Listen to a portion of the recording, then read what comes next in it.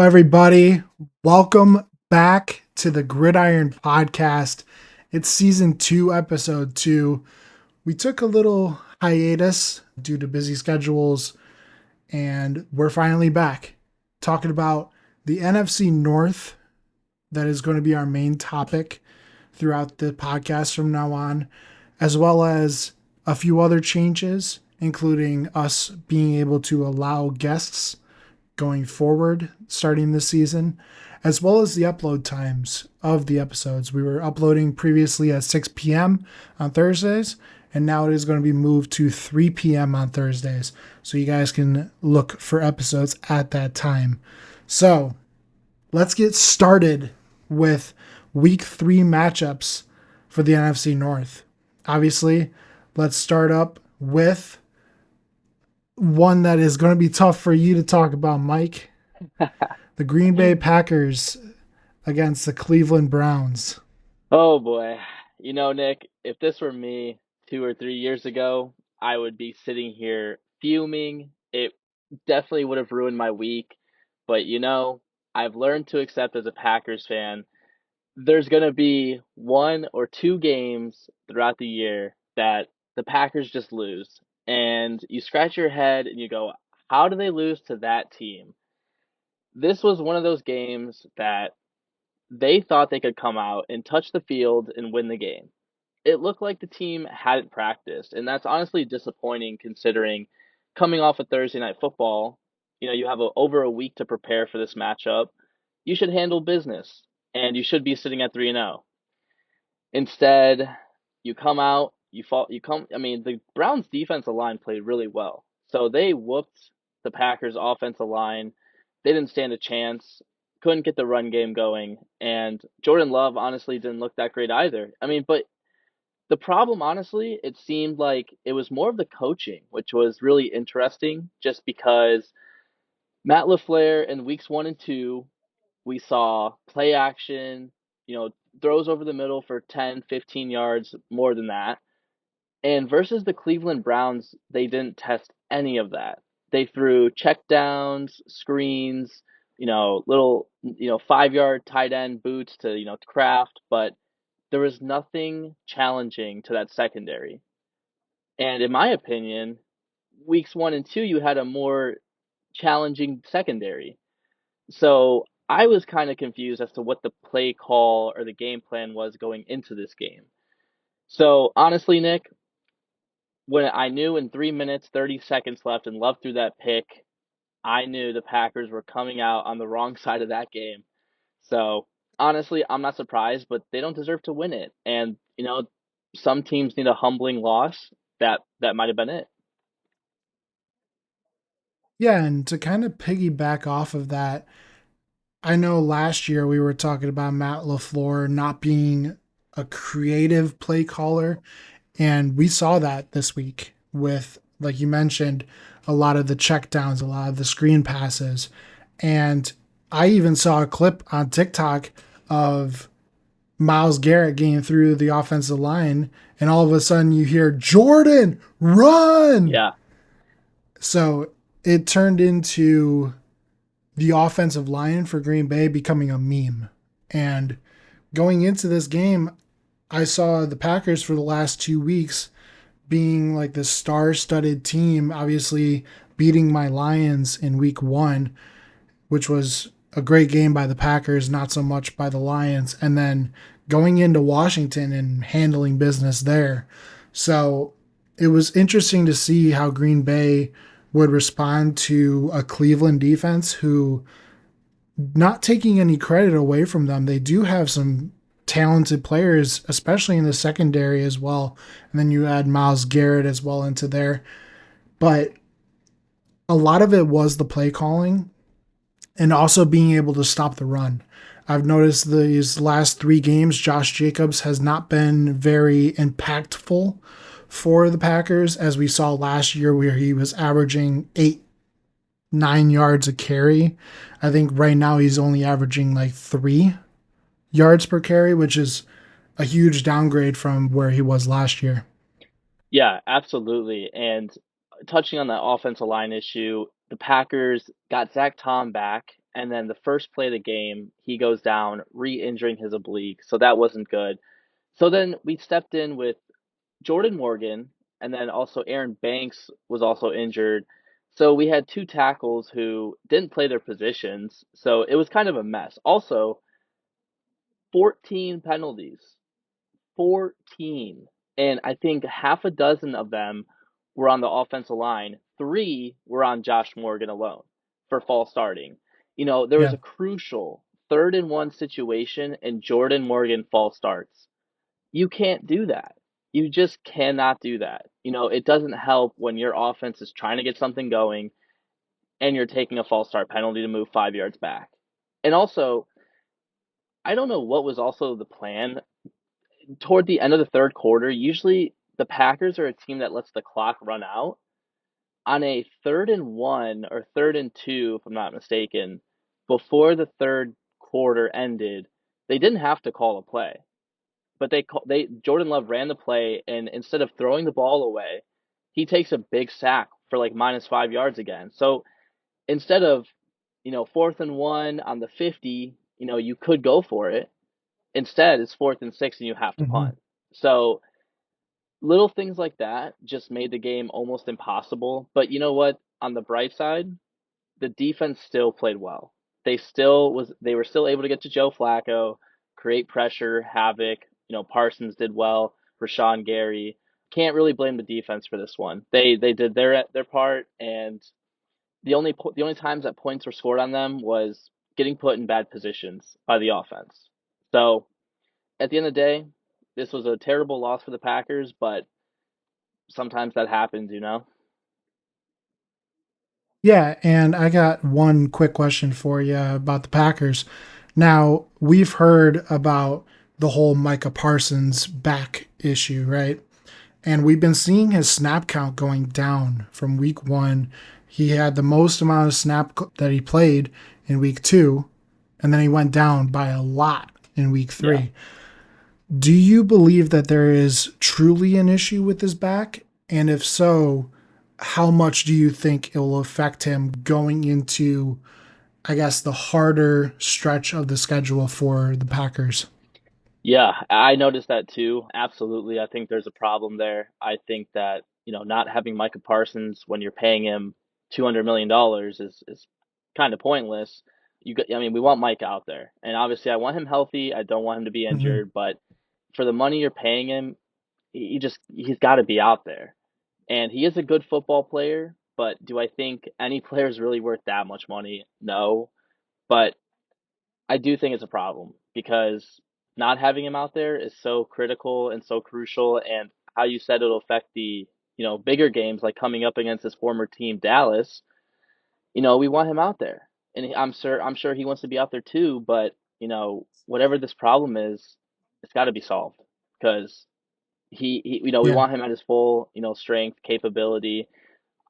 I do like him, out on first week, for instance, he was out there mostly on third downs. Great, but you'd like to see him out there as much as possible. So I do think this is crucial for the rest of the season. See how this back injury lingers, and we'll see what the Packers do.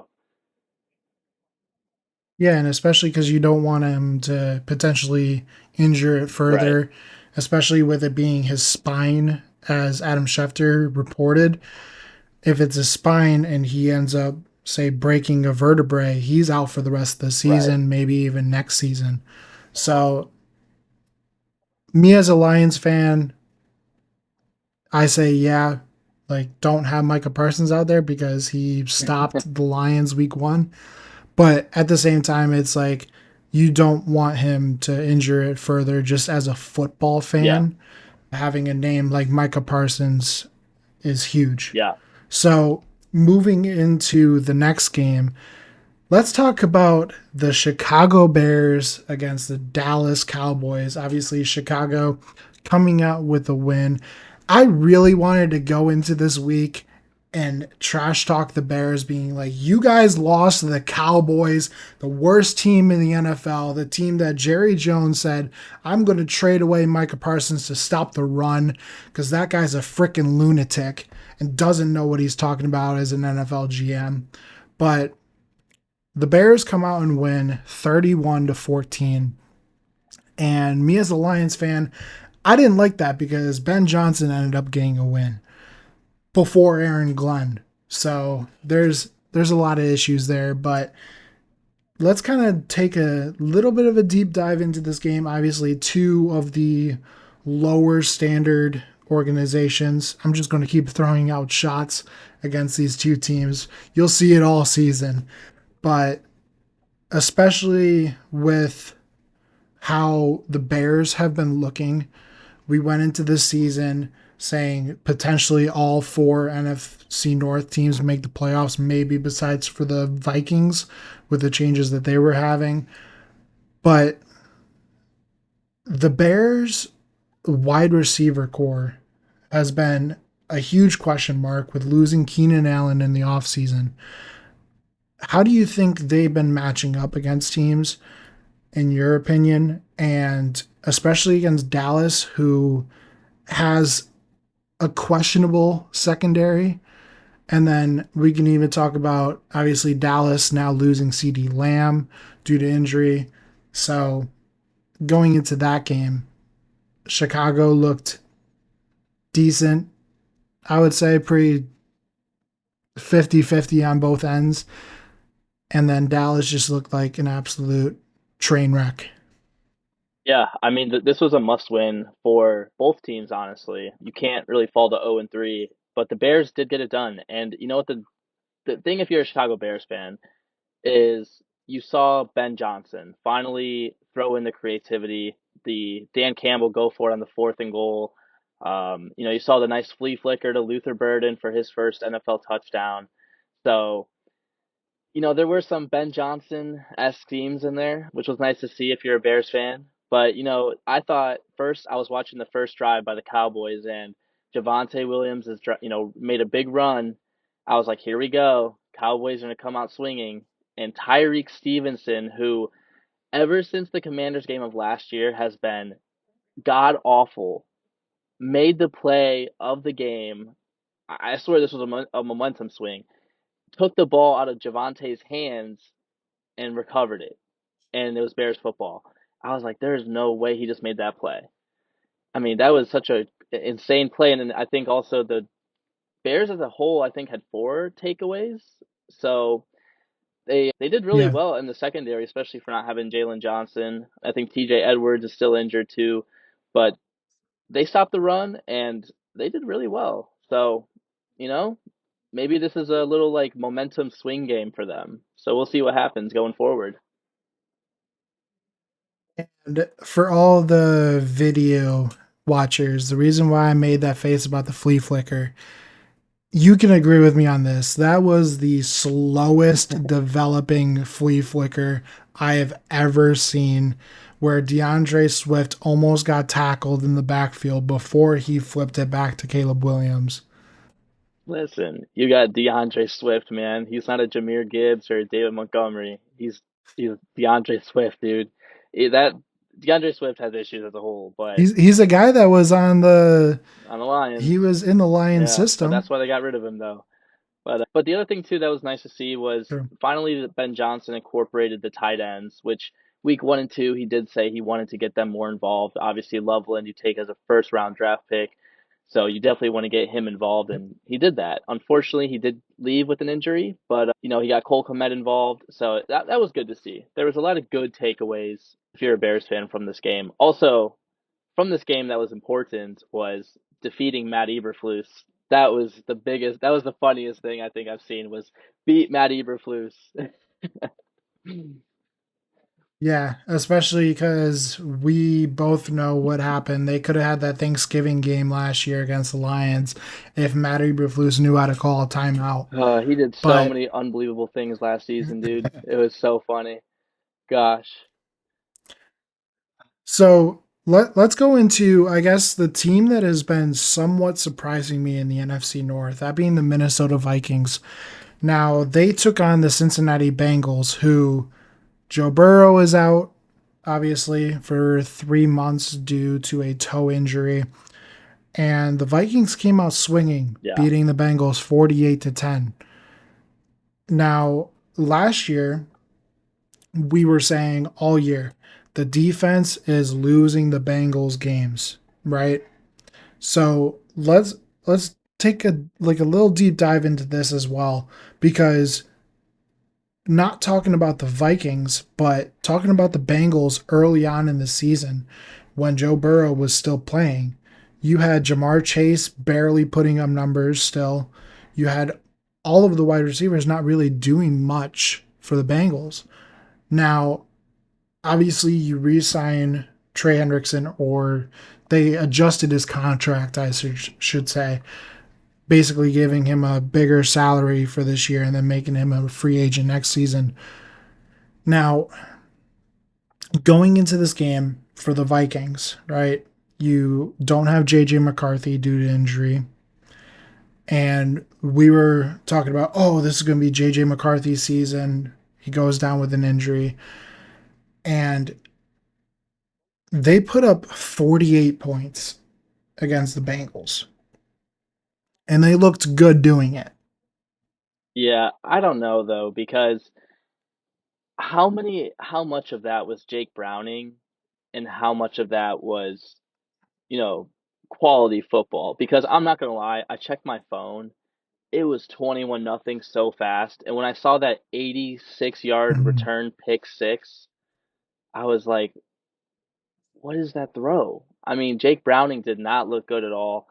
I'm not taking any credit away from Brian Flores and that Vikings defense because they do have players. They do have players that I'm, concerned about. But Yeah. you're talking about Isaiah Rodgers, who I knew was on the Vikings defense, but you haven't heard of this guy until this past week. This guy got two interceptions, Yeah. one pick six, forced a fumble. You know, I don't know, man. It was too, what's the word I'm looking for? It just wasn't a fair game to assess the Vikings on, I think, because last week, week two, Okay. you really saw the Vikings play against the Falcons at home, first home game, and they lost 22-9, where the Falcons basically just 22 to 22 6. to 6. You just got pantsed at home, and JJ McCarthy, I know Mhm. he's out, but he didn't really look good through three quarters until the end of the Bears game and the whole entire Falcons game. So how much, of that was just really bad on Jake Browning and the Bengals offense? Yeah, I can agree with you on that. It was really a defensive, I would say, masterclass Yeah, for the Vikings. And we know Brian Flores, he's potentially going to be up for a head coaching job next year, seeing as a lot of these teams are having coaches on the hot seat, especially the biggest meme that is out there right now with the Dolphins, with Mike McDaniel saying, we had to come away with a win by winning the game, which is the weirdest explanation on how to win a game. You say the way to win a game is you score more points than the other team. Well, of course, that's how you win a football game. But Brian Flores potentially going to be up for a head coaching job next year.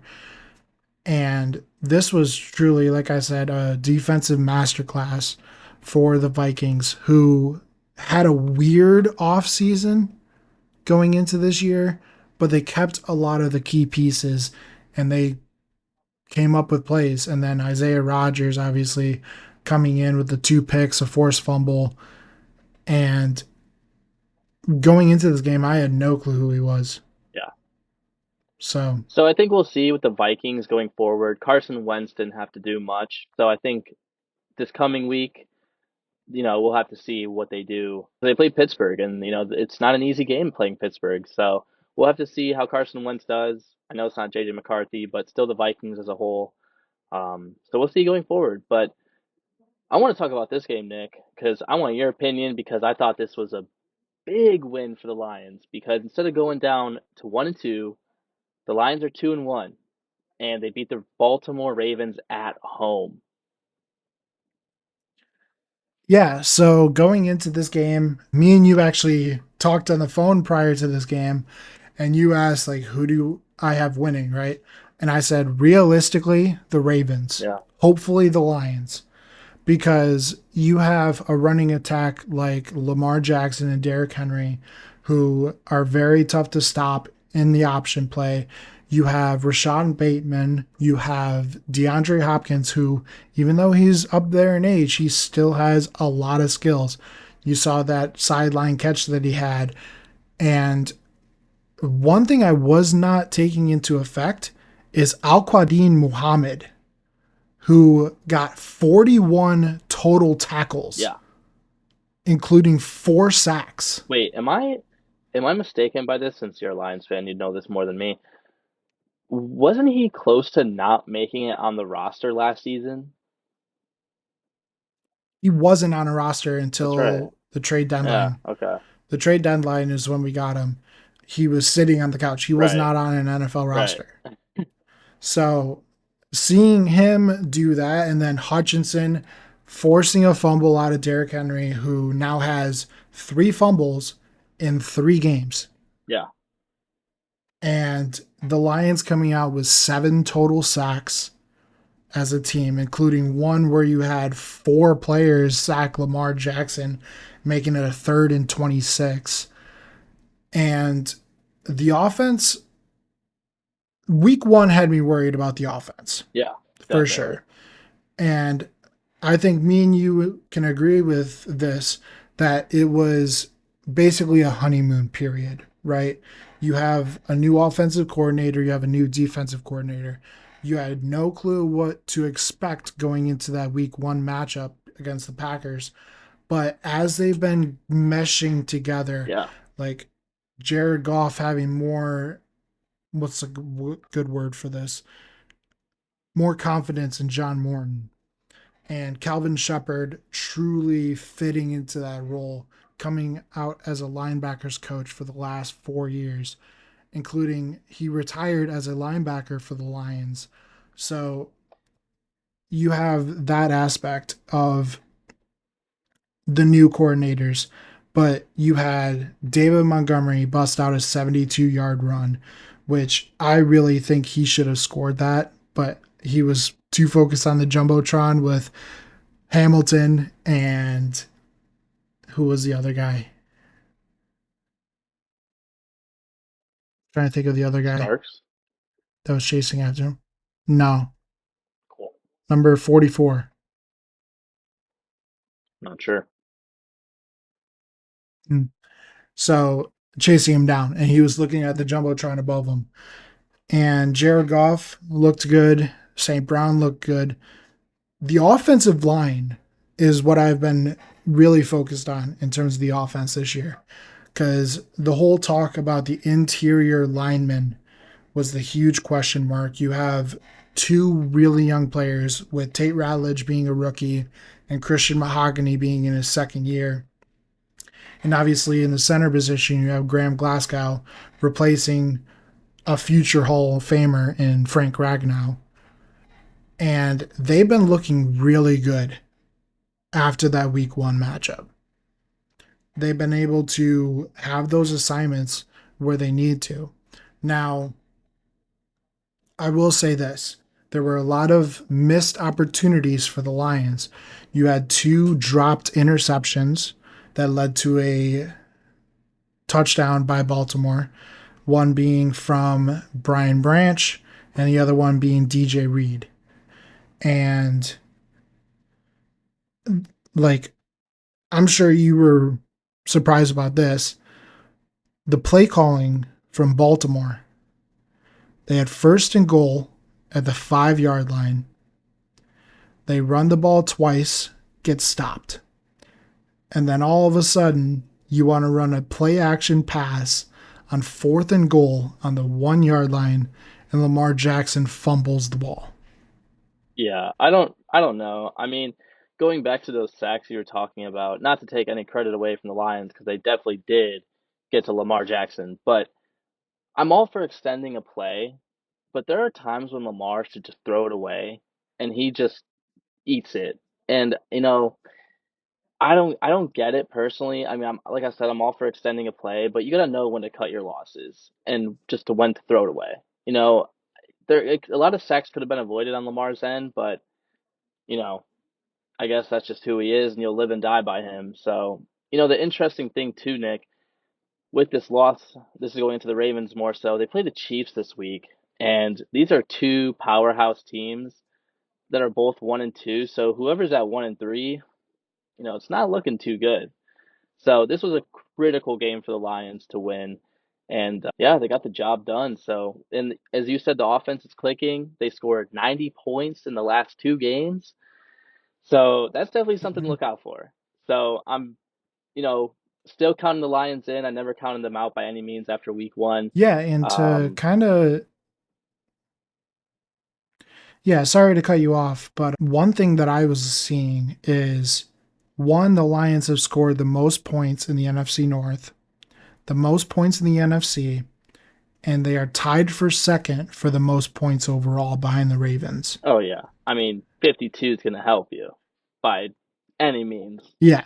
So, And I'll mention this too. A lot of the like play calls by John Morton, you saw some of that Ben Johnson play calling, that flea flicker thrown by David Montgomery. You have Amon-Ra St. Brown lining up in the backfield for a toss to Gibbs. You have at one time you had David Montgomery on one side of Jared Goff and Jahmyr Gibbs on the other side of Jared Goff.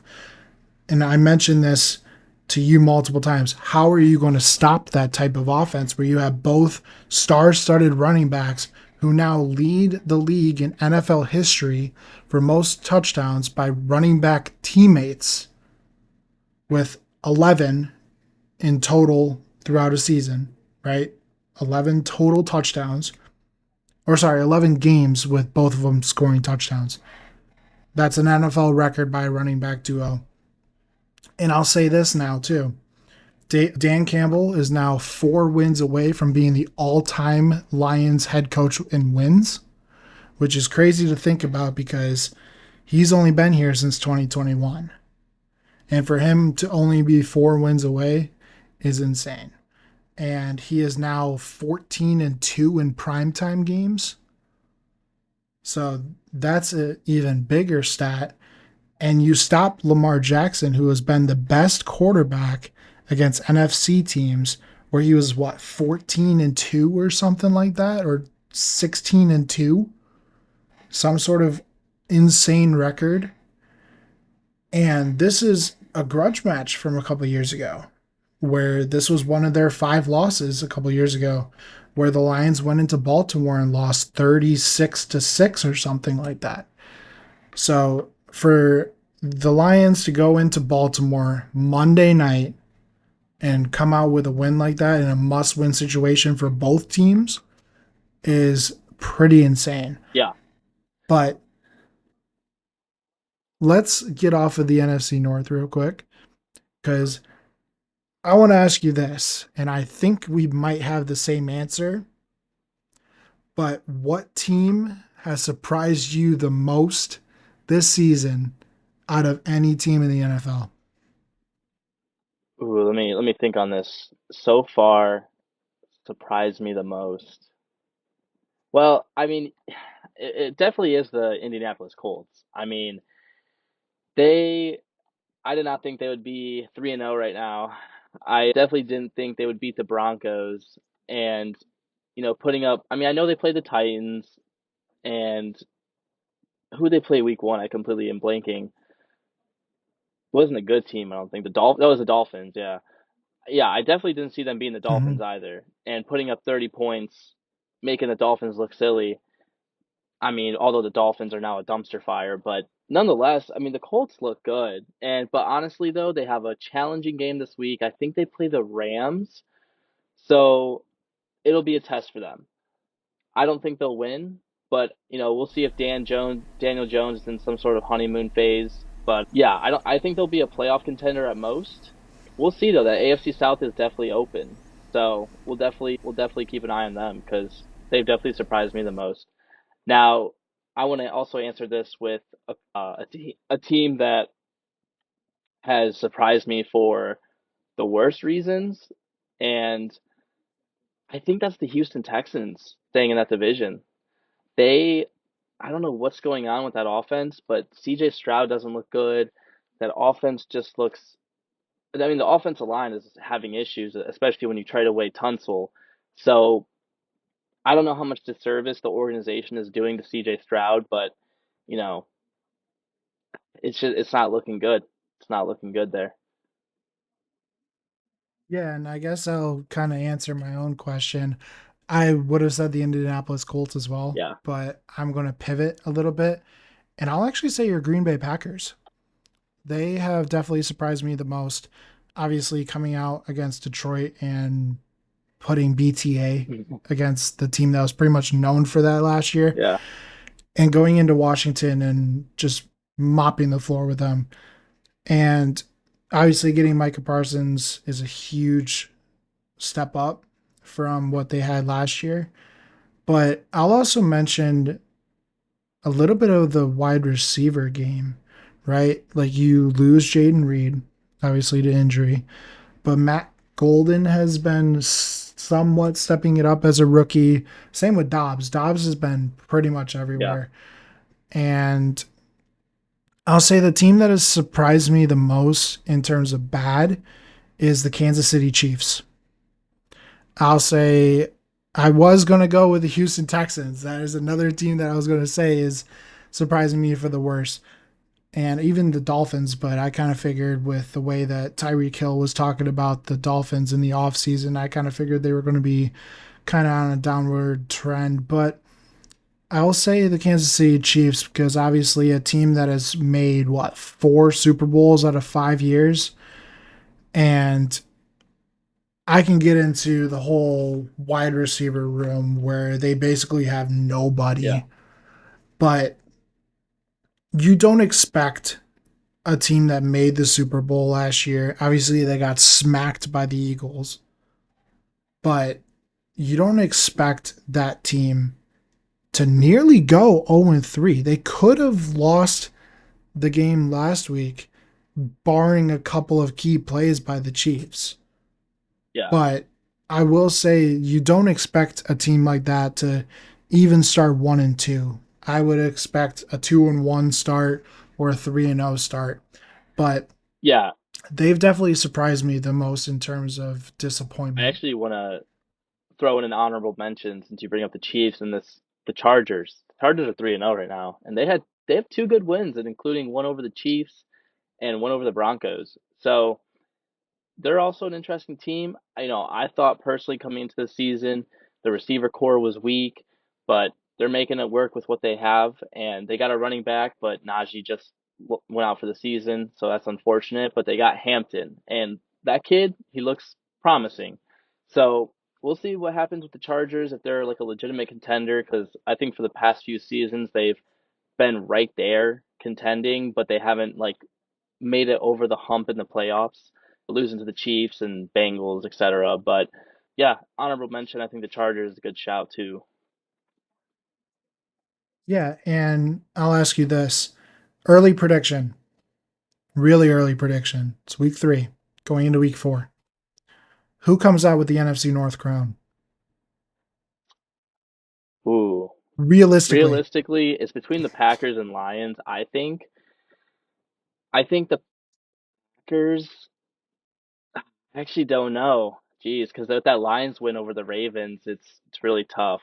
Because the Packers do have the Eagles, they do have the Ravens still. So I'll say the Packers. I just got to be a believer in the Packers. Hey, I'll say the Lions because I think realistically, both the Packers and the Lions are going 2-0 against the Vikings and Bears. I think realistically speaking, I think it depends who wins that game in Ford Field.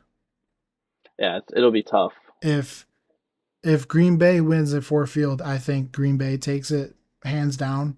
I think they'll go undefeated in the division if they win in Ford Field. If the Lions take it, I think realistically it comes down to whoever beats the Eagles.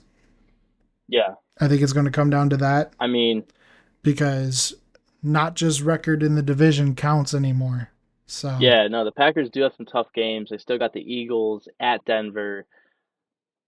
Cowboys, I'll even still throw in there the Cowboys. That's no shout, but they are 6-0 at AT&T Stadium, so another home game for the Packers. But they're still a tough team. So we'll see. I mean, it'll be really interesting, especially because they are playing a competitive division. The NFC North is, and this season will be awesome. I think it'll be electric. So we'll have to see going forward. Nick, I want to talk about one more subject before we close out here, and Yeah. that is the New York Giants benching Russell Wilson for Jackson Dart.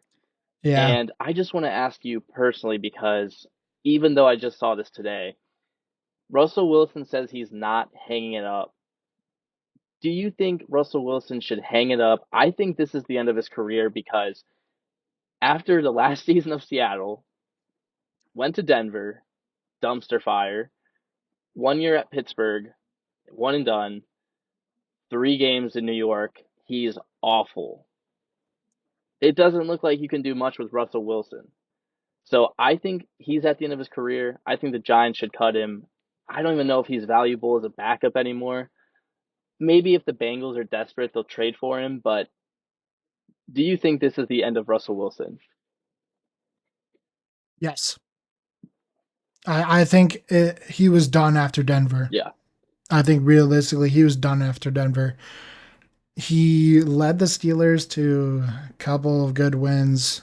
Like he started off, what, 4-0 for the Steelers. So I was like, oh, there's a little bit of hope for Russell Wilson. But yeah, that guy's a dumpster fire and a half. But I will say, you mentioned the Bengals. I think even the Bengals aren't that desperate to pick up a guy like Russell Wilson. I think Russell Wilson should hang it up right now. The Giants should cut him, free up cap space, so then you can go get a wide receiver to pair up with Malik Neighbors or an offensive lineman to protect now your franchise quarterback in Jackson Dart or an edge rusher to go and pair up with Abdul Carter. yeah, I think those are three key essentials for this Giants team. And I'll mention something else, right? They also have Jameis Winston, right? I think you have Jackson Dart as a starter, right? And have Jameis Winston as QB2. So then even though Jameis Winston might not be so smart in the head, he still knows football. yeah, He still knows how to win. So have him kind of mentor a player like Jackson Dart yeah, to be able to mold him into the future quarterback for the Giants. And I think realistically, Russell Wilson should hang it up. He should be done right now. Call it yeah. quits. You had a good run in Seattle. You almost won a Super Bowl. Marshawn should have had the ball. Just saying. But yeah, I will say that Russell Wilson, he should have been done after Denver. Yeah, I to touch on your point about Jameis Winston being the backup. I think, if people were to say, well, Russell brings that veteran leadership, it's like Winston does, though. Winston's there. He's been in the league for Yeah, how long? Winston does too. There's no point having Wilson in the building, in my opinion. And, we'll see what the Giants do at the trade deadline because they might get rid of some players. But nonetheless, no matter what, Brian Dable, they were allowed him to draft Jackson Dart, so you have to develop him, whether he's ready or not. So got to give Dable a fair shot. So starting now doesn't matter about the Giants season. It's about Jackson Dart. So we'll see what they do. We'll see how they turn out for the season. But yeah, I think Wilson's done, man. I think you mentioned Brian Dable. I think going into this week, he was on the hot seat. I think he was one of those coaches that were on the hot seat. But I think now that you're going a different direction in terms of quarterback, his hot seat kind of gets a little cooler. Yeah. Would you agree? Yeah, absolutely. I think that definitely after the Chiefs game, the GM probably walked into Dable's office and said, "You're starting Dart no matter what." So it buys Dable some time. You have to let Jackson Dart develop under Dable to see if he's able to develop Jackson Dart. So it does buy him some time. And that's going to be the end of the episode. Thank you guys for tuning in. Once again, every Thursday at 3 p.m., we'll be talking about the NFC North. And you might have some bickering between Mike and I between the Packers and the Lions, especially when it comes down to that game in Ford Field. So thank you guys for tuning in. You guys can find us on YouTube, Spotify, Apple Podcasts, Amazon Music. And go follow our Twitter at Gridiron Pod NFL. Yeah, we'll see you guys in the next one. Thank you for tuning in.